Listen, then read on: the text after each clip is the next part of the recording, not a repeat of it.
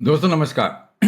दोस्तों अगर बीएसएनएल के वेबसाइट में जाएंगे bsnl.co.in, आपको एक नया पेज मिलेगा और वहाँ पे बीएसएनएल ने ये जो अपना होम पेज के ऊपर में लिंक्स हैं जहाँ पे आप क्लिक करके जो है वेरियस पेजेस में जा सकते हैं। तो जब मैंने चेक करना शुरू किया तो क्विक लिंक्स में गया, वहाँ पे मेरे को एक टैब मिला जिसका नाम है एसेट मोनेटाइजेशन। अब दोस्तों ये एसेट मोनेटाइजेशन क्यों इंपॉर्टेंट है? क्योंकि जो बीएसएनएल एमटीएनएल है उसके अंदर में बहुत सारा पुराना रियल एस्टेट है उनके पास में, जो वो बेच के पैसे कमा सकते हैं। तो जब आप इसके ऊपर जाएंगे और क्लिक करेंगे, मैं आपको बताऊंगा जो बीएसएनएल के वेबसाइट के अंदर में मेरे को ऐसा लगा कि ये बहुत ही अच्छा मेंटेन डेटाबेस है। यहाँ पे अगर आप क्लिक करेंगे तो आपको दिखेगा कि upcoming BSNL property for sale, मतलब कौन कौन सी प्रॉपर्टी। यहाँ पे आपको स्टेट वाइज जो है प्रॉपर्टीज के नाम और कितना कितना उनका वैल्यू है अप्रॉक्सीमेटली, ये सारे मिलेंगे, यहाँ पे कॉलम्स मिलेंगे।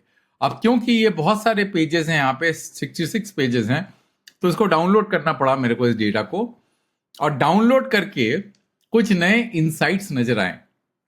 इस वीडियो में उसके बारे में बात करेंगे। सिमिलरली दोस्तों एमटीएनएल के बारे में भी अगर आप जाएंगे, यहाँ पे क्लिक करेंगे तो एमटीएनएल प्रॉपर्टी फॉर सेल जो है इस टैब में, तो आपको पूरा डेटा यहाँ पे मिल जाएगा। और आपको यहां तक कि ये भी मिल जाएगा कि कौन से प्रॉपर्टी अभी ऑक्शन में है, बीएसएनएल प्रॉपर्टी अंडर ऑक्शन, वो भी डेटा आपको यहां मिल जाएगा। तो ये सारा का सारा जो है मैंने डेटा को एग्रीगेट किया, और एग्रीगेट करने के बाद में मैंने ये डैशबोर्ड आपके सामने बनाया। मैं आपको दिखा देता हूं। ये है आपका बीएसएनएल का डैशबोर्ड।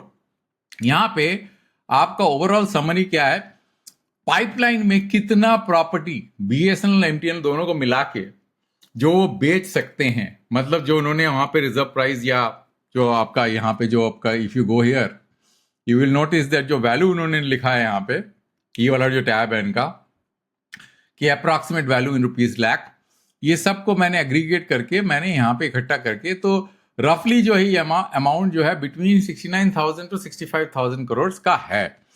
और इसमें अभी जो ऑक्शन में है, अंडर ऑक्शन, वो है 408 करोड़ का, और एग्जीक्यूटेड जो है वो है आपका 1,752 करोड़ का।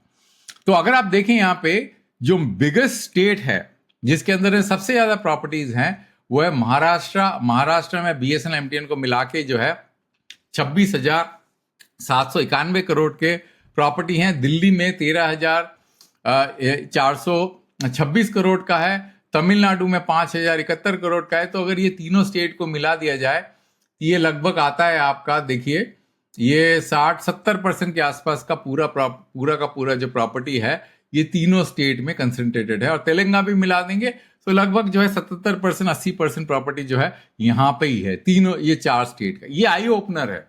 ऐसा लगा मेरे को कि जो है पूरा का पूरा बाकी स्टेट में कुछ खास प्रॉपर्टी उनका है नहीं और ज्यादा वैल्यू है नहीं। तो दोस्तों मैंने जो है ये आपका प्रेजेंटेशन मैंने बनाया है कि बीएसएनएल एमटीएनएल का asset monetisation, huge pipeline, small realisation.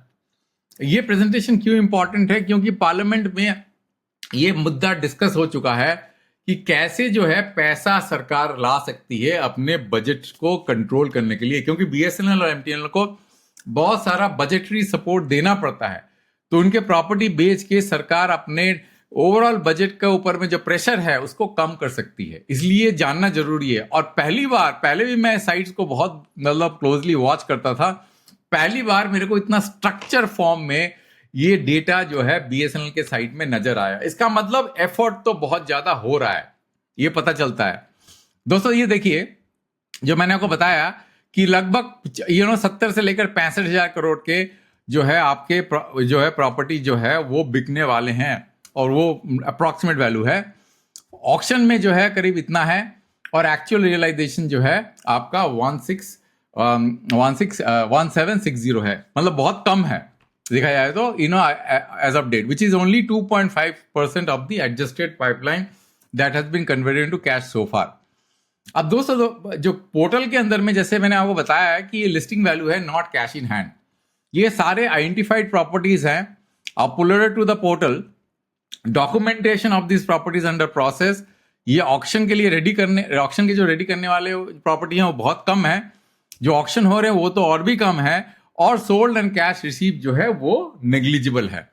तो listing value is the potential value only completed transaction will become cash. इसका मतलब इतना बड़ा पाइपलाइन है रियलाइजेशन, आपने देखा होगा कि अभी तक जो है उन्होंने सिर्फ इतना पैसा ही रियलाइज किया जो कि इनसिग्निफिकेंट है। इसका मतलब पोटेंशियल बहुत ज्यादा है, इसमें बहुत उनको काम करने की जरूरत है। अब most of the pipeline was added.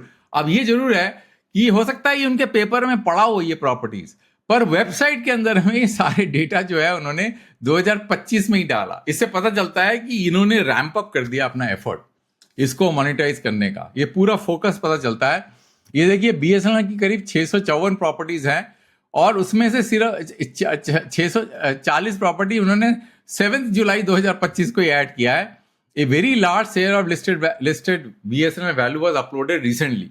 MTL में कितनी प्रॉपर्टीज है? 128 प्रॉपर्टीज है। 126 प्रॉपर्टीज जो है ऐड किया है जुलाई अगस्त 2025 के बीच में। 98.7% of the MTL listed value uploaded during this period. तो ये बताता है कि सरकार ने अचानक इसको रैंप अप कर दिया, क्योंकि लिस्टिंग करना साइट के अंदर में मतलब डेटा को एग्रीगेट करके पब्लिसाइज करना, लोगों को पता चले कि भैया कहाँ कहाँ प्रॉपर्टी है, कहाँ बिकने वाला है, क्योंकि लोगों को मालूम ही नहीं होगा तो खरीदेंगे कहाँ से। और इसमें रेंट का भी काफी सारा ऑप्शन है, अगर उसमें जाएंगे तो एक टैब रेंट का भी है। तो much of the current portal is newly publish property inventory not running full auction portfolio. जैसे मैं आपको दिखाता हूं, अगर आप यहां जाएंगे तो आप देखेंगे कि इसके पीछे मैं जाके देखता हूं, ये देखिए यहां पे, इसको मैं आई गो टू बैक हियर, तो यहां पे एक टैब है जिसमें आप कह सकते हैं कि देखिए vacant land building available for rent.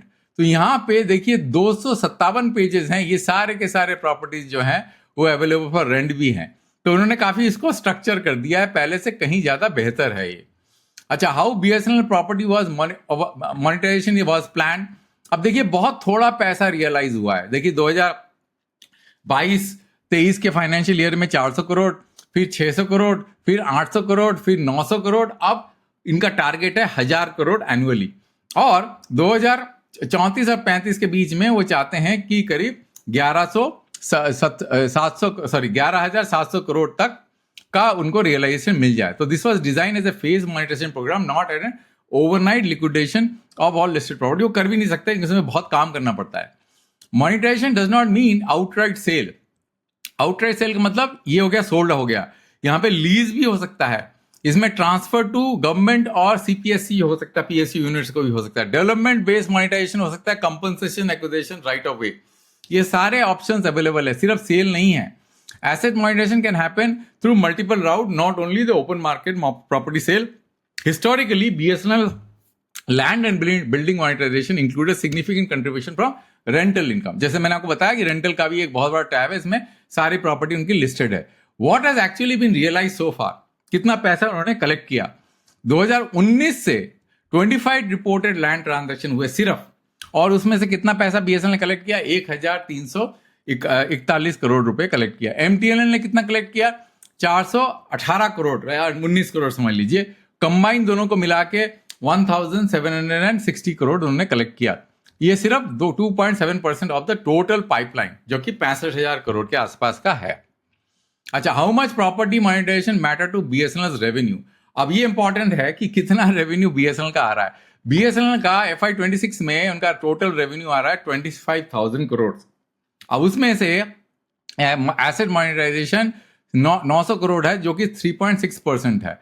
अच्छा, बीएसएनएल का रेवेन्यू फ्रॉम ऑपरेशन कितना है? 21,199 करोड़। तो उसमें से आप देख सकते हैं कि एसेट मोनेटाइजेशन कितना है, मतलब बहुत ही नेग्लिजिबल है। Under the original plan property monetisation was meaningful but supplementary funding resource, not a core. ये तो हो ही नहीं सकता, क्योंकि प्रॉपर्टी बेच के कोर तो कर नहीं सकते उनका, बट उनका पाइपलाइन बहुत ह्यूज है। उससे पता चलता है कि इससे सरकार का जो ओवरऑल जो बीएसएनएल के ऊपर में जो आउटफ्लो हो रहा है उसमें थोड़ी मदद मिलेगी। बहुत ज्यादा फायदा तो नहीं होगा, because they are not able to execute this very very fast. वो बहुत इंक्रीमेंटल तरीके से एग्जीक्यूशन हो रहा है। अच्छा, FY27 का टारगेट क्या है? 1000 करोड़ शेड्यूल फॉर, और 8000 करोड़ एमबी। मतलब इसमें दो नंबर नजर आते हैं, क्लियरली पता नहीं चलता, कहीं पे 1000 करोड़ है, कहीं पे 8000 करोड़ हैं। अब पब्लिश बीएसएनएल शेड्यूल जो है वो 1000 करोड़ का है, लेटर रिपोर्टेड एडमिशन है 8000। तभी तो मुझे लगता है ये कुछ ना कुछ प्रेशर जरूर है सरकार की तरफ से, तभी ये दो नंबर जो है वो हो रहे हैं, फ्लक्चुएट हो, मतलब पब्लिश दिख रहे हैं दोनों तरफ में। आप पता नहीं कहां से ये नंबर जो है, ये this number came, I when I was researching this topic I figured out this number also. और ये जो है 8 गुना है। अब क्या ये एग्जीक्यूट कर पाएंगे, अब वो देखना पड़ेगा। Receipt does not provide BSNL 2027, मतलब रिसीप्ट होता है जो आप बजट में जाते हैं और वहां बजटरी रिसीप्ट रहता है, वहां पे क्लियरली ये लाइन आइटम मेंशन नहीं है। अच्छा, why so little of the listed value turns into cash, ऐसा क्यों? क्योंकि उसमें अप्रूवल चाहिए होता है हर लेवल में, पार्लियामेंट्री अप्रूवल, हर लेवल का प्रॉपर्टी अलग अलग अप्रूवल प्रोसेस में पास होता है। कुछ प्रॉपर्टी वैकेंट नहीं होती है, टाइटल म्यूटेशन, लैंड इश्यूज हो सकते हैं। उसके बाद फ्यू बायर्स होते हैं फॉर मेगा प्रॉपर्टी, बड़ी बड़ी प्रॉपर्टीज के बहुत कम बायर्स होते हैं।